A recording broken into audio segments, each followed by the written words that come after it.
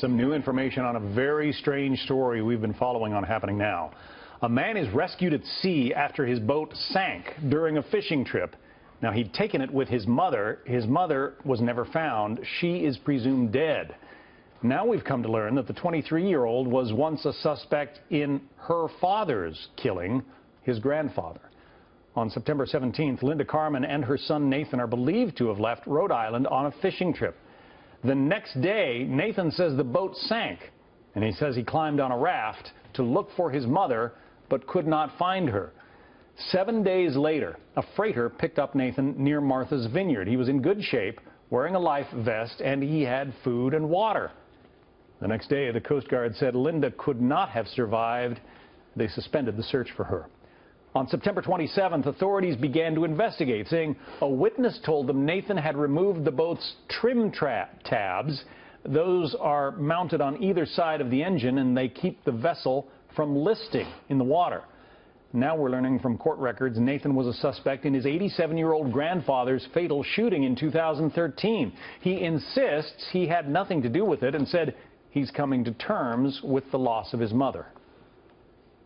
Just want to thank the public for their prayers and for their concern for both myself and my mother. And I want to thank the crew of the ship, and especially the captain, Zhao Hengdoi, for both rescuing me from the sea and for taking such good care of me, with giving me food and blankets and so forth while I was on board his ship. And I just want to thank the public for their prayers and for their continuing prayers for my mother. Well, records show Linda Carman's father left a $40 million estate, and she and her 3 sisters were beneficiaries. Many of her relatives say they were fearful of Nathan. Police searching Linda Carman's home last night, taking items away in brown paper bags. Let's bring in David Owen, a reporter with the Hartford Courant. So, David, when this guy is found bobbing alone in a raft, everybody at first thought, oh, this is a miracle rescue at sea, happy ending to a terrible story, right? That is correct. His mother, apparently, there are reports that he took his mother. They were supposed to go off Block Island. They were supposed to go fishing off Block Island, which is an island within view of the coastline of Rhode Island. Instead, they went much farther out to a place where she reportedly did not like to go. Can you fill us in on that? Yes. His mother did not like to go further than Block Island. He told a friend that that's where they were going to go fishing. He, in turn, had plans, according to the according to the search warrant prepared by police in Rhode Island. He intended all along to go way out to the Block Canyon, about 100 miles offshore, a very deep area, to do some fishing. His mother, as you said, never wanted to go there, so that's the conflict. They were going 100 miles offshore in a relatively small boat with one engine? I'm not an expert on boats. I've been told that that boat is perfectly adequate to go that far up. I've been told it's not. I just don't have an answer to that. All right, let's talk about the trim tabs, and I think we have an illustration of what they are and where they go on the boat. But he was seen removing the trim tabs from his boat on the day that he was going out with his mother, right? Yes, he took the trim tabs off. He told a witness, again, according to the search warrant, that they weren't functioning. There were some other maintenance issues with the boat that caused the police in Rhode Island to be concerned. Some folks in the harbor thought that there were issues with the engine, that it wasn't working properly, that the bilge pump wasn't working properly. So the South Kingstown, Rhode Island police are conducting an investigation as to whether this boat was even safe to go to sea. Doesn't sound like the kind of boat I'd want to take 100 miles offshore. Now let's talk about the grandfather. The grandfather was shot to death under mysterious circumstances in 2013. A real estate developer left a $40+ million estate. And is it true that Nathan was one of the last people known to have seen him alive? According to a search warrant for Nathan's apartment, the Windsor police The homicide occurred in Windsor, Connecticut, a suburb just north of Hartford. The Windsor police determined that Nathan was the last person to see Mr. Chilakos alive. They have a timeline. I'm sorry. Well, police asked for an arrest warrant, did they not? And a judge said no? They did. Well, it wasn't a judge.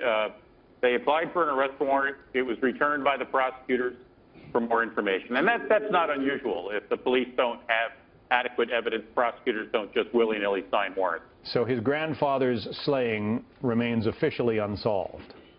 Correct. Wow. David Owen, reporter with the Hartford Courant. Thank you for that information. Let's get into the legal aspects of this very strange story.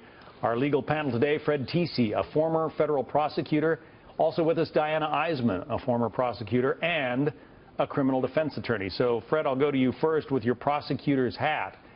Is there enough smoke here that murder charges or, I don't know, manslaughter charges, something could be filed against this young man?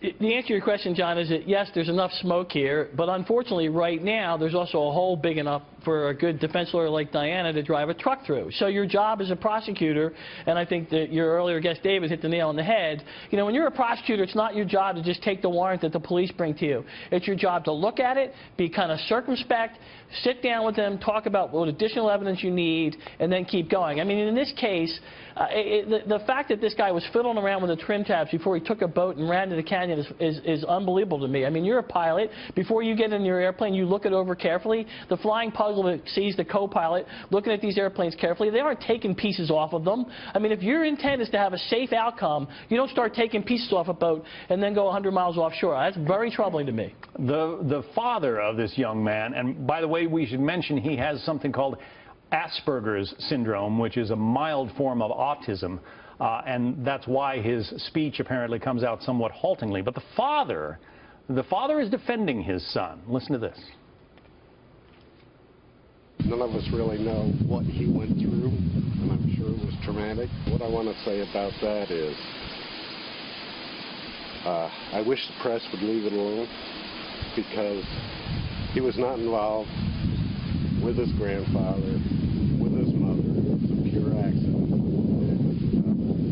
He would never do anything like that. He's a good kid. He loved his grandfather, and nothing to that effect, and it's all being dredged up, and I really hate to see that because there's no substance to it. I could also add that not long after Nathan is known to have purchased a rifle, his grandfather was mysteriously shot 3 times and left for dead. That is unsolved. His mother's disappearance, she is gone and presumed dead. Diana, as the defense attorney, how do you defend a case like this? Well, as a defense attorney, this is a dream case to defend. The rifle that they found didn't match any of the ballistics of the gun that was used to kill his grandfather. So we know for a fact that the rifle that he purchased was not involved in his grandfather's murder. Look, the issue here is we have a young man that is on the autism spectrum who has lost his mother, previously lost his grandfather, and it's really unfortunate. He was involved in this trauma out at sea, and maybe he's just not very good at operating a boat. He didn't realize what he needed to do, and he wanted to go out farther than he probably should have gone. Does that make him a murderer? Absolutely not. He is innocent until proven guilty, and the facts here do not even support probable cause at this point. Not even on the disappearance of his mother, the boat trip that they took? At worst, it's negligence. At worst, it's negligence. All right, Fred, go ahead. Yeah, I tell you what. You know, let me tell you, the guy, his mother knew she didn't want to go out there. His mother's missing. He shows up in a raft, fully stocked, ready to go. Plenty of food, plenty of water. I mean, I think there's enough for the police to keep looking into this. And this whole notion that somehow this young man is now kind of the victim of some horrible, horrible circumstances, I think what you're going to end up finding, what the police are ultimately going to find, is that he created them. He was in that vessel for almost a week and still shows up, you know, looking pretty healthy. He's got food, water, but lo and behold, Mom is gone. It's a miracle he survived. Well, okay. A miracle he survived. But can you imagine, Mom, Diana? Yeah, could you imagine if the mom's like sitting there trying to tread water as he floats away in the raft? That's just horrific. Well, yeah, it is. It's awful. And it's really sad that she passed away, but it doesn't mean that he had anything to do with her death. the investigation is ongoing. We'll let our viewers know what happened. Diane Eisman, 21 million for reasons. TC. Thank you both. Thanks for having me.